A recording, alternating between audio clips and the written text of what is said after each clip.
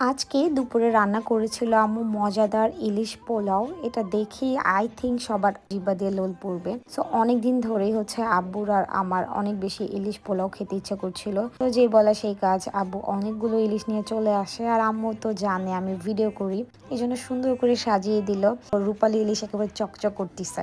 এরপর আম্মুর একেবারে শর্টকাট রেসিপি, মাছগুলো পরিষ্কার করে নিয়ে সে হচ্ছে হালকা মশলা দিয়েই এটাকে কষিয়ে নিবে।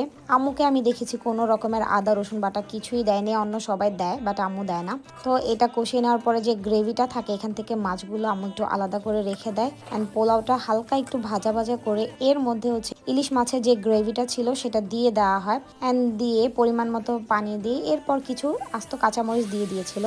অনেকে আমি দেখি শুধু পোলাও রান্না করে আর ইলিশ মাছটা শুধু ভেজে দেয়, ওটাকে বলে ইলিশ পোলাও, বাট আমার আম্মু হচ্ছে সবসময় এইভাবে রান্না করে। এই ইলিশ পোলাও টেস্ট অন্য লেভেলের হয়। তোমরা চাইলে আমি রেসিপি দিতে পারি, এটা ট্রাই করে দেখতে পারো। আর এই তো দেখলাম হয়ে গিয়েছে। আম্মু হচ্ছে দমে রাখার কিছুক্ষণ আগে ইলিশগুলো সুন্দর করে দিয়ে দিল। দেখে তো মনে হলো সহজ, আমি 2 সেকেন্ডে পারবো, বাট আমাকে কখনো রান্না করতে দিলে আমি নিশ্চিত পোলাওগুলো গালিয়ে ফেলবো অ্যান্ড ইলিশ মাছ প্রত্যেকটা ভেঙে ফেলবো।